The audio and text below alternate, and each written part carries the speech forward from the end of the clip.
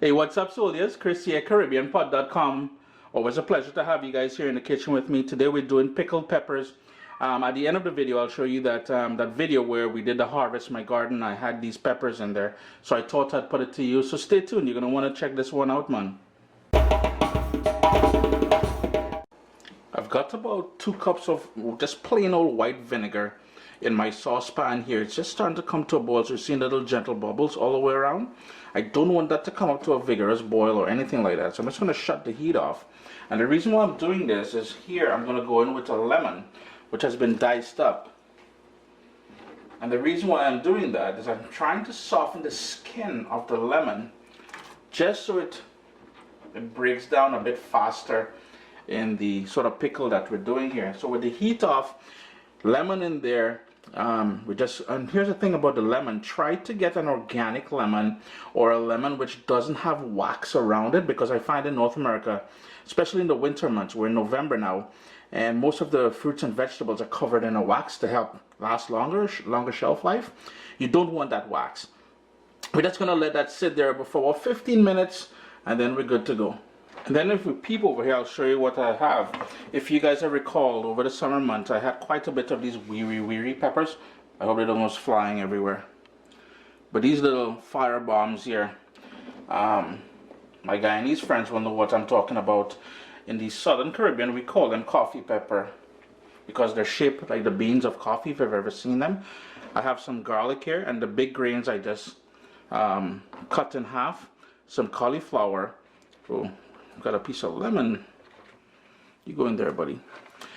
And here I have probably the hottest peppers in the world, the Carolina Reaper.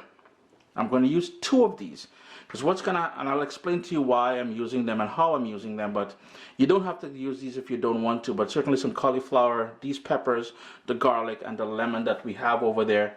And of course we'll need some sea salt and vinegar. I went ahead and I put everything into a bowl here, and I'm just going to give it a quick mix. I have some more peppers to put in here, but just to make everything easier to mix as we put them into the bottle, the sort of glass bottle that I'll be using to sort of preserve them in. The pieces of lemon in the warm vinegar is all the room temperature now. Luckily it's winter time, so I put it outside and it happened within the 15 minutes. If you need for it to be in there a bit longer, for it to become room temperature, please do so. Just going to pour that right into the mix here. I'm going to give everything a quick stir.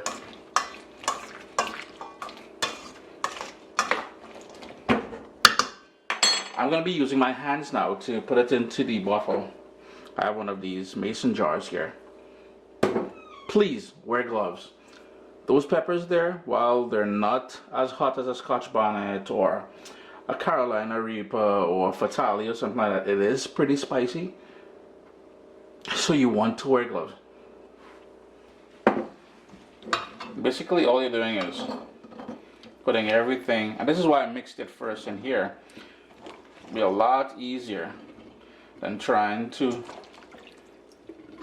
get it mixed evenly in the bottle that I'm putting it all into.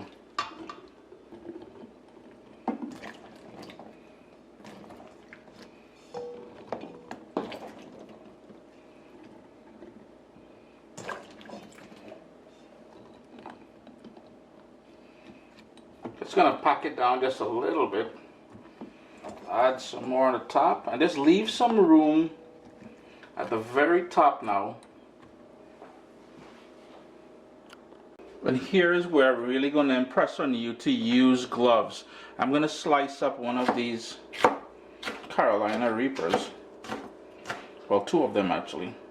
And we're just going to put on the very top, and that's going to give this that extra kick that I like. If you don't want that extra kick, remember this is, like I said, one of, or if not the hottest pepper in the world, so be mindful of that when you're playing with this.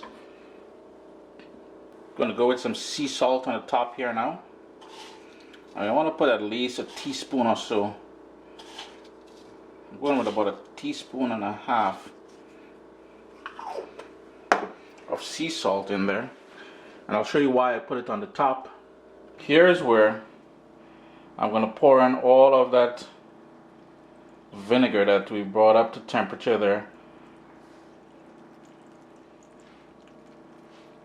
The whole idea is to cover everything in that vinegar so the vinegar cures it naturally.